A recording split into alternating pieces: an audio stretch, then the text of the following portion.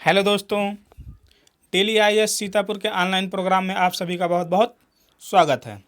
दोस्तों, आज से हम लोग एक नए सेगमेंट की शुरुआत करने जा रहे हैं जिसका नाम है करंट अफेयर, जो एग्ज़ाम की दृष्टि से अति महत्वपूर्ण टॉपिक है। बहुत ही इम्पॉर्टेंट टॉपिक है ये करंट अफेयर।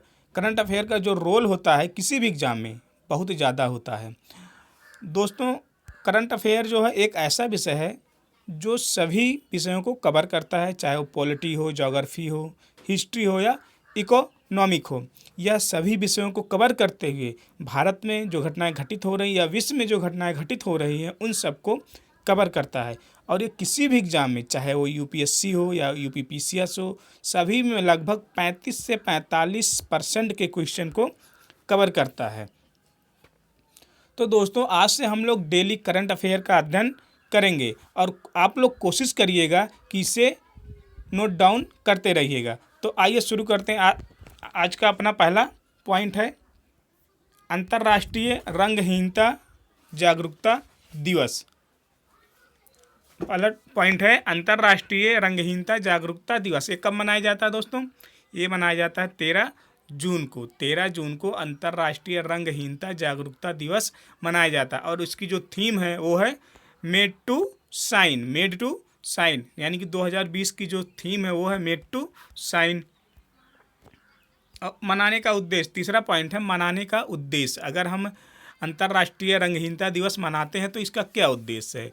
तो उद्देश्य यही है कि जो विश्व में जो लोग हैं उनको क्या नाम है, इसके प्रति जागरूक करना, और जो पीड़ित लोग हैं इस रंगहीनता से जो पीड़ित लोग हैं उनके जो मानवाधिकार के बारे में उनको जागरूक करना है, मानवाधिकारों के बारे में जागरूक करना है। यही इसका उद्देश्य है। अगर हम इसके प्रमुख बिंदुओं की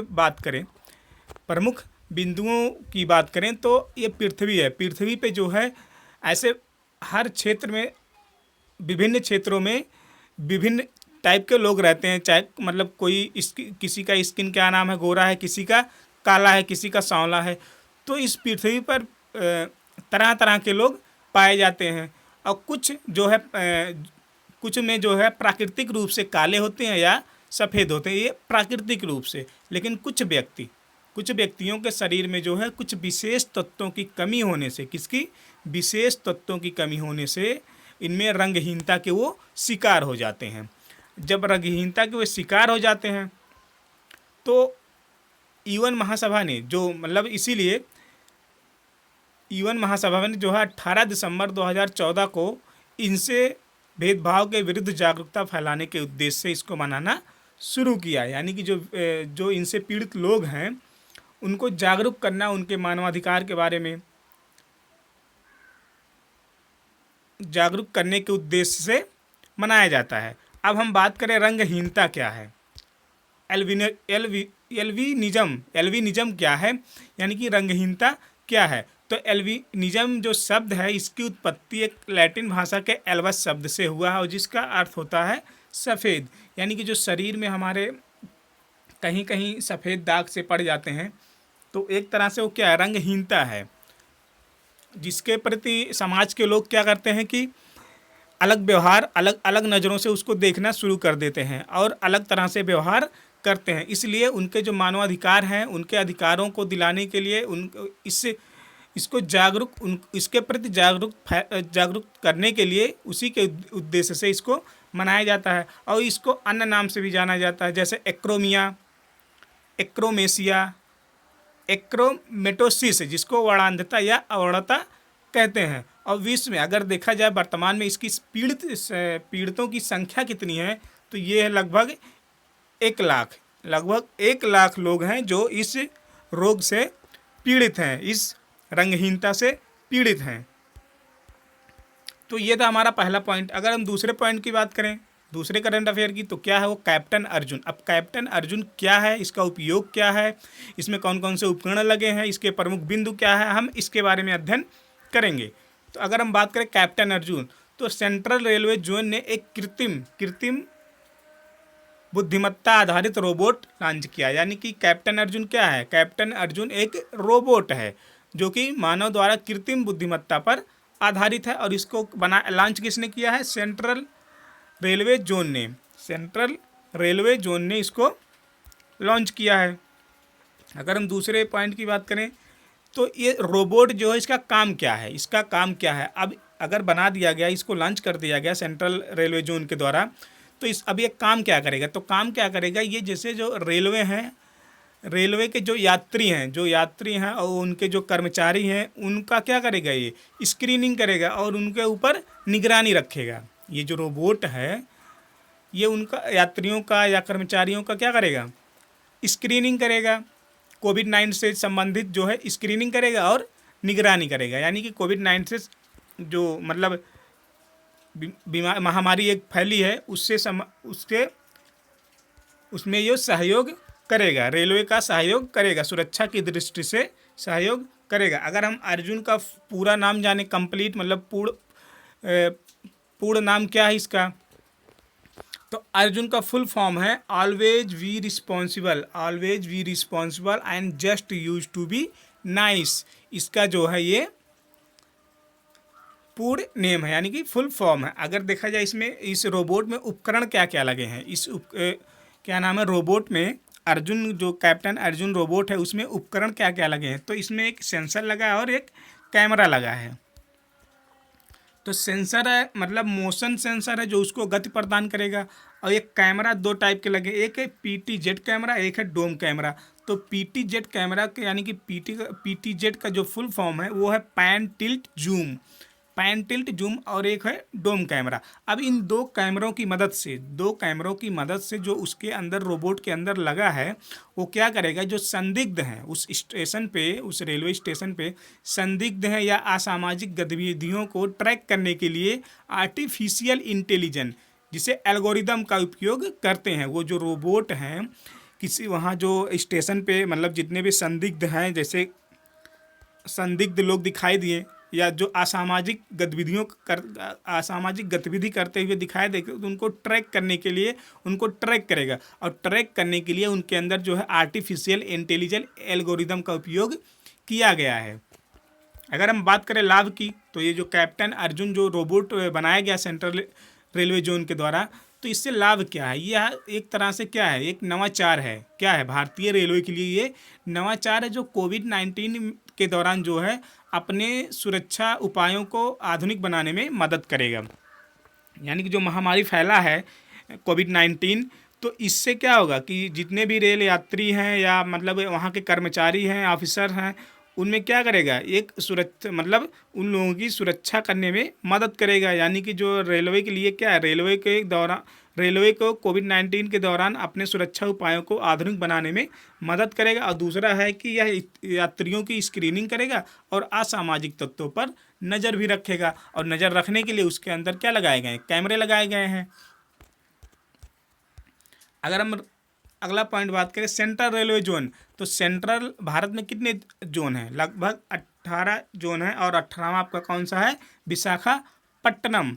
और जो सेंट्रल रेलवे जोन है वो उसका हेडक्वार्टर मुंबई है, छत्रपति शिवाजी महाराज टर्मिनल। और अगर हम रेलवे के इतिहास के बारे में थोड़ा बहुत जानकारी के ले लें, फैक्ट के बारे में, तो क्या है 16 अप्रैल 1853 में भारत में सबसे पहले ट्रेन चली थी, और एक कहाँ से कहाँ तक चली थी, मुंबई से ठाणे के बीच में, और इसकी जो दूरी थी 35 किलोमीटर थी, और इसमें 14 डब्बे लगे हुए थे।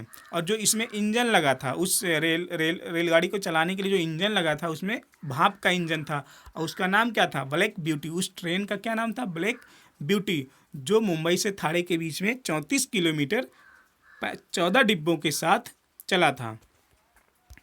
तो दोस्तों ये हमारा दूसरा पॉइंट था। अब तीसरे पॉइंट की अगर बात करें मंकी पार्क, तो मंकी पार्क क्या है, तो ये पॉइंट जो है कर्नाटक से संबंधित है। कर्नाटक जो हमारा राज्य है साउथ की, तो उससे ये संबंधित है। तो कर्नाटक के शरावती पश्च जल क्षेत्र यानी कि शरावती बैक वाटर रीजन में के निर्जन द्वीपों पर एक मंकी पार्क स्थापित करने की कर्नाटक सरकार की योजना का पर्यावरणविदों ने क्या किया है, विरोध किया है। यानी कि जो कर्नाटक है, कर्नाटक में एक मंकी पार्क स्थापित किया जा रहा है, तो वहाँ पे जो पर्यावरणविद हैं वो इसका विरोध कर रहे हैं, इस मंकी पार्क का। तो अब हम इसके समस्या और समाधान के बारे में जो प्रमुख बिंदु बनते हैं उनके बारे में अध्ययन कर लेते हैं। तो दूसरा बिंदु प्रमुख बिंदु है। प्रमुख बिंदु पहला है समस्या। समस्या क्या है? अगर ये पार्क को स्थापित कर दिया जाए तो मतलब इससे समस्या क्या है पर्यावरणविदों का?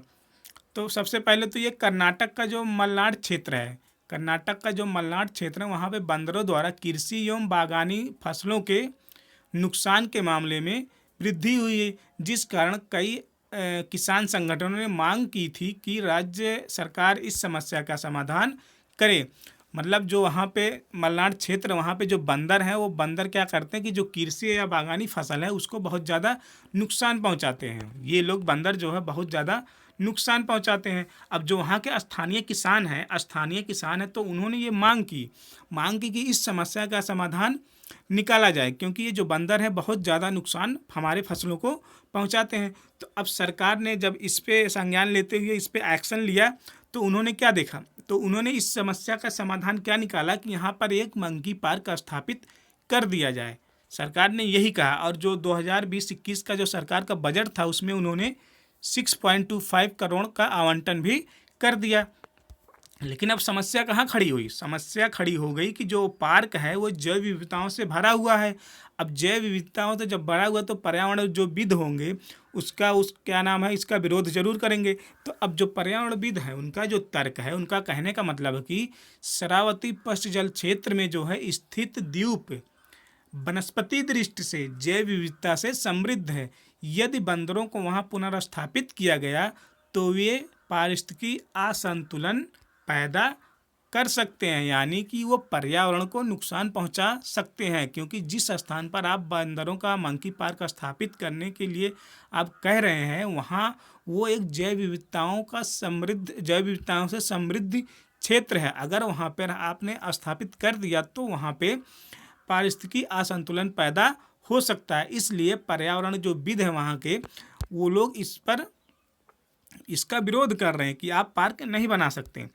वो अपने विचारों को सरकार के सामने रख रहे हैं। तो ये जो मंकी पार्क बनाने का जो मॉडल है ये कहाँ से लिया गया? ये हिमाचल प्रदेश मॉडल पर आधारित है। तो हिमाचल प्रदेश में क्या है कि वहाँ पे इसी से संबंधित एक समस्या थी और उसका समाधान इसी तरह निकाला गया कि बंदर नसबंदी पुनर्वास केंद्र स्थापित किया गया। बंदर नसबंदी एवं पुनर्वास केंद्र स्थापित किया गया, यानी कि ये जो कर्नाटक में जो एक मंकी पार्क स्थापित किया जा रहा था ये हिमाचल प्रदेश का मॉडल है। अगर हम अगले पॉइंट की बात करें, अगले करंट अफेयर की, तो वो जून यानी कि 19 जून को संयुक्त राज्य अमेरिका में दास प्रथा से मुक्ति रूप में मनाया जाता है। यानी कि इस छुट्टी के दिन को जूनटीन्थ नाम दिया गया है। जूनटीन्थ का मतलब होता है स्वतंत्रता दिवस, यानी कि जूनटीन्थ 19 जो मतलब 19 जून होता है उसी को दो शब्दों से मिलकर बना 19 जून और दूसरा है 19, इस दिन क्या मनाया जाता है? स्वतंत्रता दिवस। अगर हम दूसरे पॉइंट की बात करें तो जूनटीन्थ को जून महीने के पोर्टमैंटू के रूप में मनाया जाता है। अब पोर्टमैंटू क्या, इसको अभी हम आगे पढ़ते हैं। तो पोर्टमैंटू के रूप में मनाया जाता है।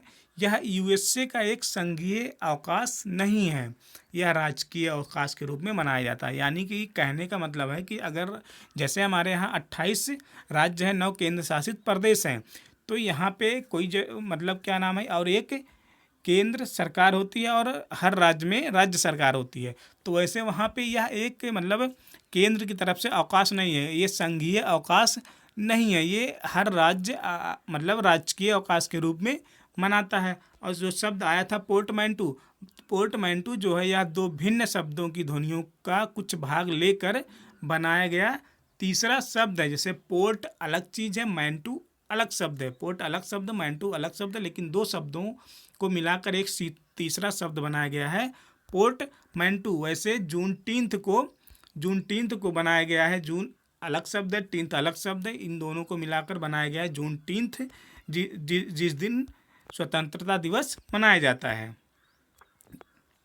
तो अगले पॉइंट की अगर हम बात करें तो अगला पॉइंट है तत्कालीन अमेरिकी राष्ट्रपति अब्राहम लिंकन ने दास मुक्ति प्रस्तावना जारी की थी। कब?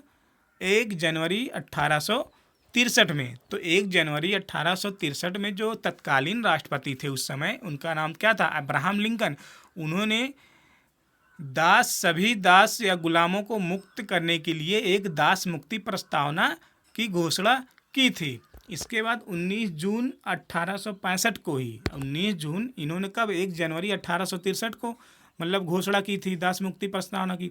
और 19 जून 1865 को यूएसए में major general Gordon Granger Texas ने गैल्वेस्टन पहुँचे और उन्होंने गृह युद्ध और दासता दोनों की समाप्ति की घोषणा की।